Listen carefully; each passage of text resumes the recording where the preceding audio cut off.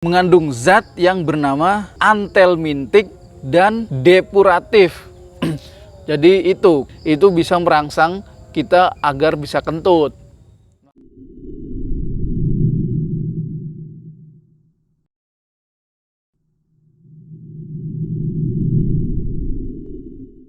Oke, halo semua orang keren, balik lagi sama gue Bondan di sini. Kali ini gue bakal ngebahas tentang keluarga temu-temuan.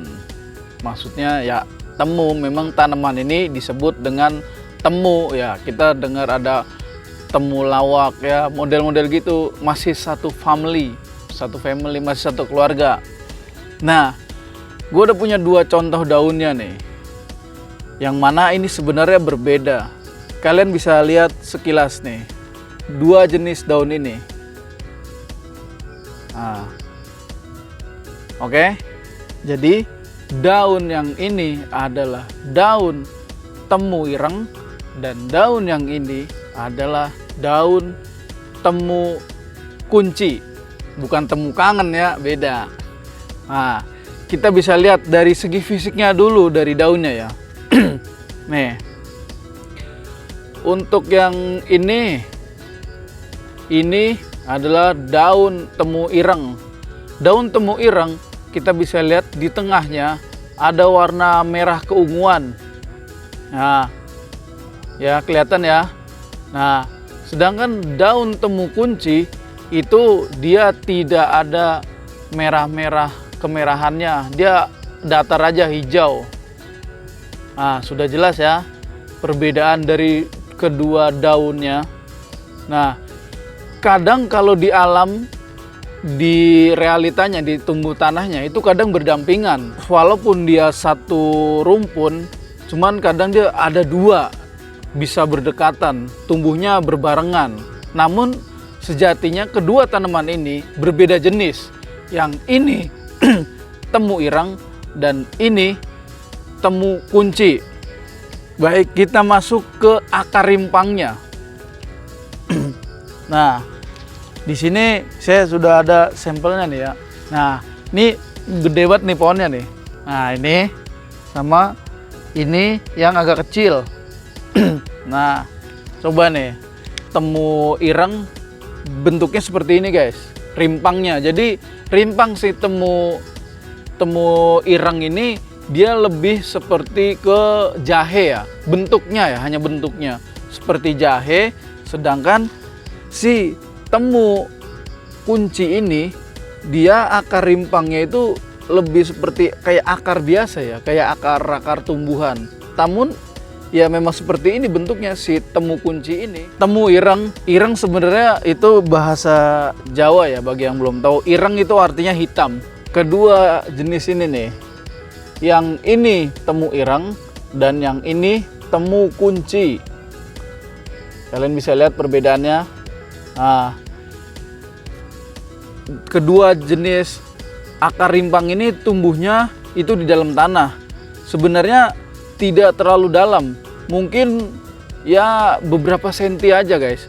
Cuman apabila tanaman ini tumbuh di tanah yang agak sedikit padat, itu ketika dicabut agak sulit. Bisa-bisa akar si rimpangnya ini akan tertinggal di dalam. Akan lebih bagus bila tanaman ini, kedua temu ini tumbuh di tanah yang agak gembur. Dia ketika dicabut akan kena semuanya akar-akarnya. Nah, yang pertama ya, kita bahas yang temu ireng dulu. Temu ireng ini masih satu family dengan temu lawak. Ya, seperti kita tahu, temu lawak itu bisa untuk penambah nafsu makan. Ya, kita umum lah. Banyak dari kalian pasti tahu temu lawak itu untuk penambah nafsu makan. Begitu pula temu ireng ini juga bisa untuk penambah nafsu makan. Nah, bahkan ada beberapa sebutan untuk temu ireng ini disebut dengan jamu cekokan. Ya, anak kecil yang dia nggak doyan makan, itu tanaman ini dihaluskan, lalu diambil airnya, sarinya, lalu direbus. Nah, itu dicekokin ke anak kecil, itu bisa buat menambah nafsu makan. Lalu di beberapa negara, ya salah satunya di Thailand ya, saya pernah baca di suatu artikel bahwa tanaman temu ireng ini itu diuji berkhasiat mengatasi masalah rambut. Bisa untuk merangsang pertumbuhan rambut dan juga mengurangi kerontokan pada rambut. Nah, ada juga di beberapa penelitian tanaman ini bisa untuk mengobati masalah pencernaan. Salah satunya ambeien, sembelit. Nah, ada pula yang menyebutkan bahwa tanaman ini bisa melancarkan haid. Selain melancarkan haid, juga tanaman ini di beberapa daerah dia dijadikan sebagai jamu untuk orang yang pasca melahirkan. Karena menurut penelitian itu, ketika orang habis melahirkan, itu untuk membersihkan sisa-sisa darah yang di dalam rahim, itu bagus mengonsumsi tanaman ini dijadikan jamu ya. Jadi cara penggunaannya itu, si temu ireng ini dia dikupas dari kulitnya. Setelah dikupas dari kulitnya, diparut atau ya dihancurkan, di blender pun juga bisa ya. Dia diparut, habis itu sari dari si bubuknya, bukan bubuknya ya, yang habis diparutnya itu diperas lalu direbus. Nah, itu bisa diminum. Cuman rasanya ini temu ireng ini pahit. Nah, kita bisa mengatasi kepahitannya itu tambahkan sedikit gula, cuman jangan terlalu banyak, gulanya sedikit aja. Lalu ada lagi mengobati masalah rematik, guys. Nah, selain rematik ada juga antioksidan. Bahkan tanaman ini juga dipercaya mengobati asma karena di dalam tanaman temu ireng ini mengandung zat yang bernama antelmintik dan depuratif.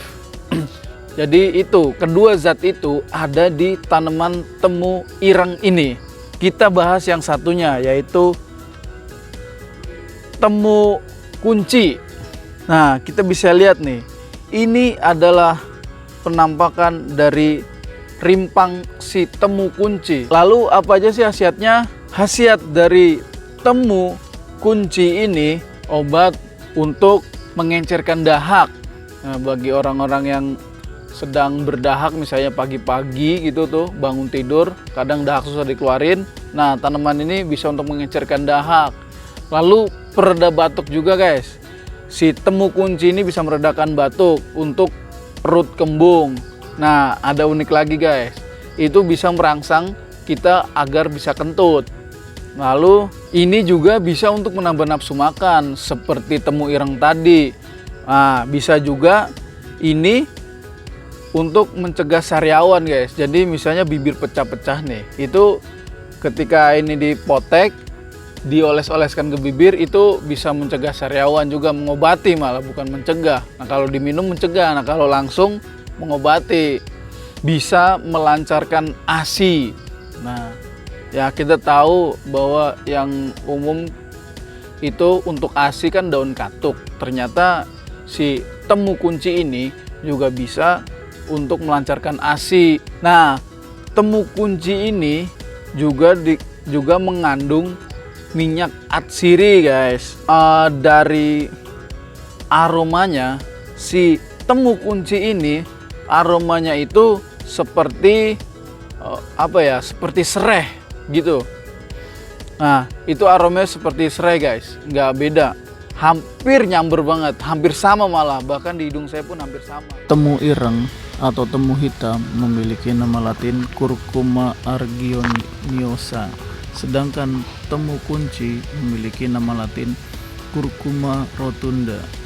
Untuk khasiat dari temu kunci yaitu mengencerkan dahak, meringankan batuk, pereda sakit perut kembung, merangsang kentut, meredakan sariawan, melancarkan ASI, serta campuran untuk lotion rematik dan pegal-pegal. Sedangkan temu ireng lebih sering dijadikan sebagai obat atau jamu. Untuk temu ireng memiliki khasiat diantaranya menambah nafsu makan, merangsang pertumbuhan rambut, mencegah kebotakan rambut, meredakan ambeien, melancarkan haid, dan meredakan asma. Jika media tanam memiliki unsur hara dan kelembaban yang tinggi, kedua tanaman ini akan tumbuh dengan subur, ditandai dengan adanya tunas-tunas baru bermunculan di sekitar batang utama dari kedua tanaman ini. Oke, mungkin cukup sekian pembahasan kali ini dari gue, Bondan, di Orang Keren. Jangan lupa buat teman-teman di sana untuk dukung channel ini dengan cara di like, komen, dan subscribe tentunya. Oke, sampai ketemu di lain waktu. Salam Orang Keren.